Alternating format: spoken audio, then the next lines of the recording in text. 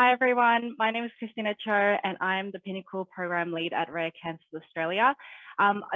Before we start the Q&A session, I just wanted to thank all the speakers that shared their stories, especially Emily. Thank you so much for sharing your personal story with us today.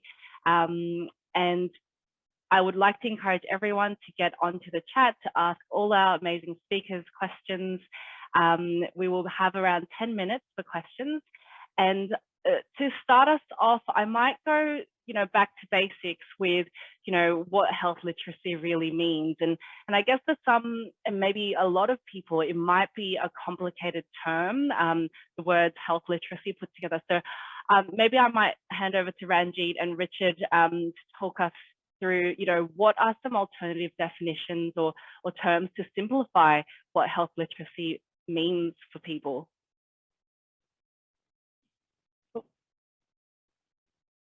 Sorry, I was muted. Over the time, Richard and I have been having this kind of discussion and conversation. The word health literacy, it is such a huge term.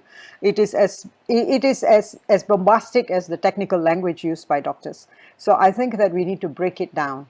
We need to break it down to make it simple for us so that we can understand what you're saying. So that's basically what health literacy is all about. Put it in our terms, in our language, and in our way of understanding it so that everyone can understand it, and not just one sector of the stakeholders. If all stakeholders understand the same language, even if you use it differently in your own community, that is in a hospital, the doctors among themselves may be using it differently, they use different terms, but whereas in the home or with our friends and with our family, we are using the same thing, but using different terms and different words. Richard, to you.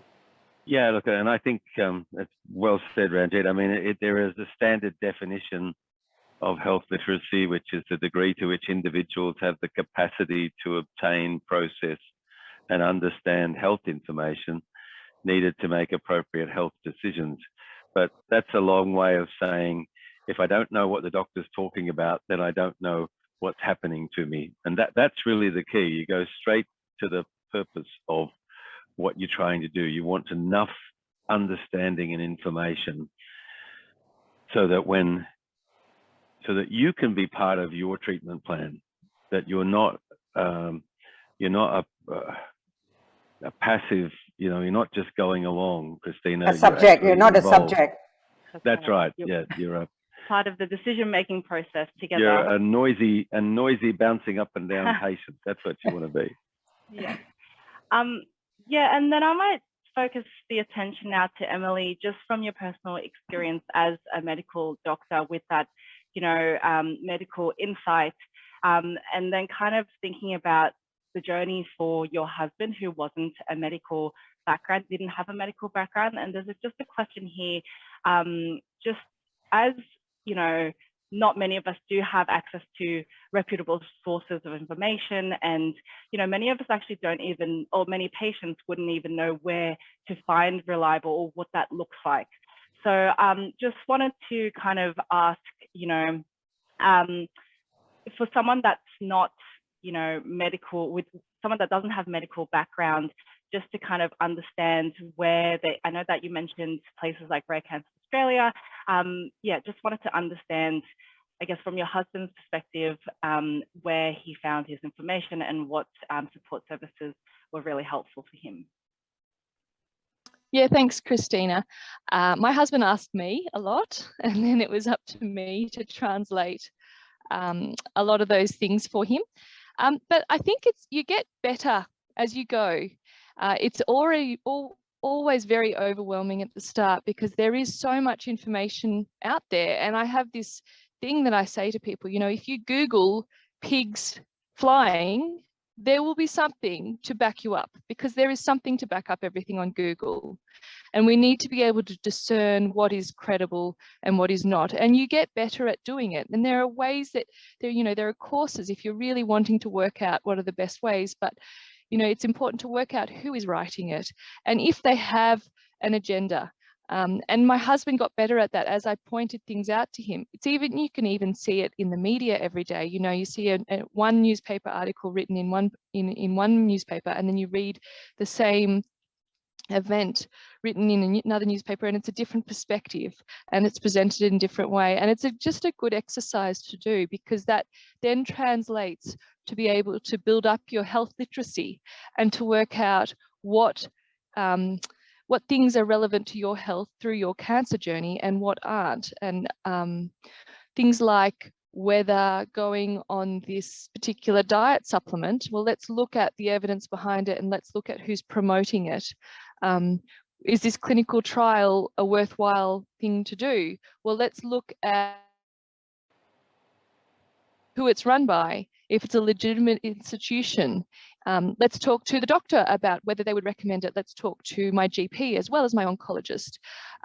Let's see if it's if other patients in our support group have used this particular clinical trial. And you know, it's tricky with clinical trials because in some ways you're having to take a step of faith into a new treatment anyway, because it's not the standard pathway.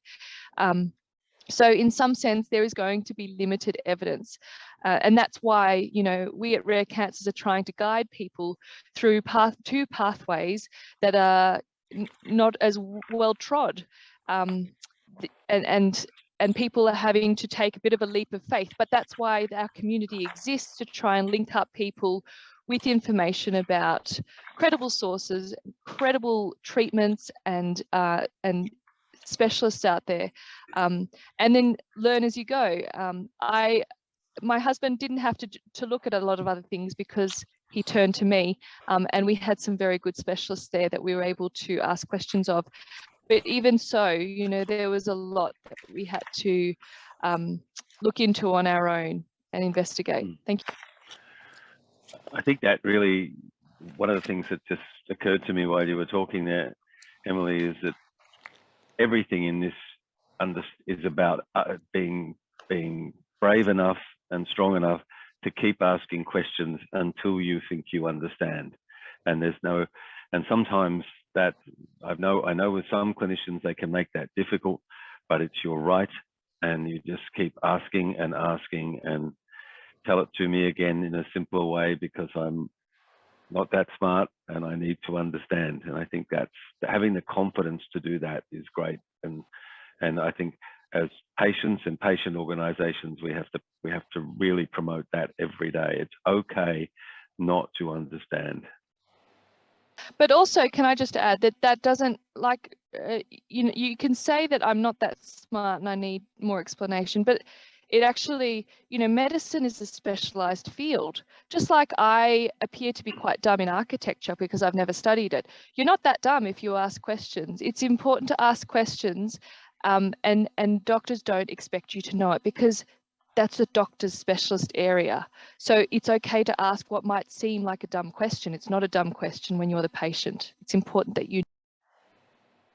Yeah, and I think it's usually the best students that ask all the questions, right? So I think as patients, we should be, you know, taking ownership and asking the questions that we want to know the answers to.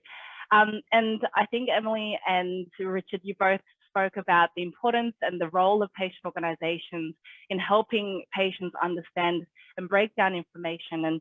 And Wi-Fi and Ranji, thank you so much for sharing that amazing example that you've put there.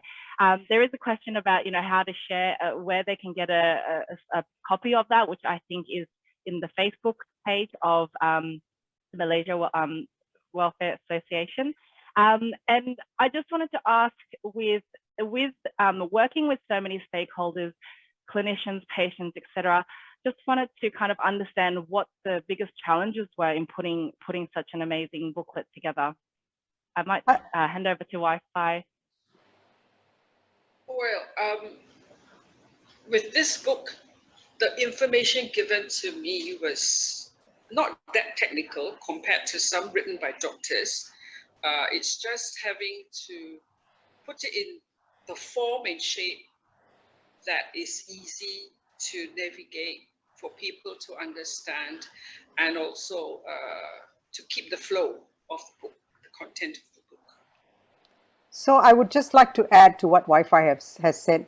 I think what had happened was that I had simplified the content and sent it over to Wi-Fi to go through it. Before I did the simplifying, I had experience working with doing patient navigation and patient information videos, and I had worked very closely with the healthcare providers in the field. And it was interesting because when I spoke to the breast surgeon and I asked her that, do your patients understand when you use the word mastectomy? And she said yes. And I said, how did you verify that the patient understood? So they actually assume that patients can understand because patients did not ask questions. And we Asians have a habit of not asking questions. We go out and find out from somebody else.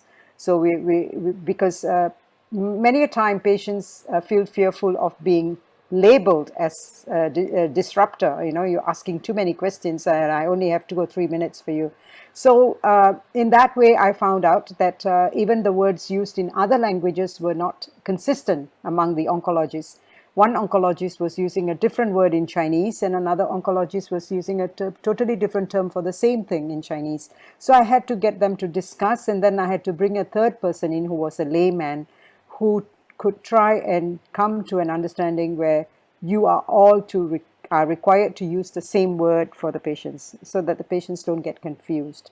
So that's how we worked out. So the video is one that I had done for the University Malaya Medical Center, and that was the point in time that I actually developed a simple language in the Chinese, English, and Malay language, and I took some of that from there as well. So I think that it takes a lot of effort to get all the stakeholders to agree to the words that are being used and to be able to explain what that particular term means in the book. So when Wi-Fi was doing, we had discussed, both of us, to have a glossary so that we can also explain there, and it is also explained in the content itself.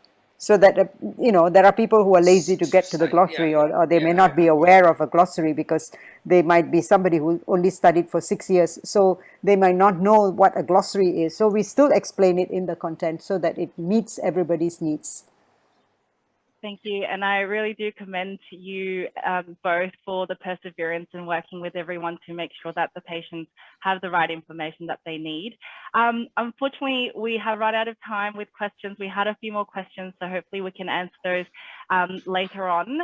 But now we might go into a break for 5 minutes with everyone, and then we'll be following that with some breakout sessions into different hubs. But thank you to all of our speakers once again for a great chat. Thank you.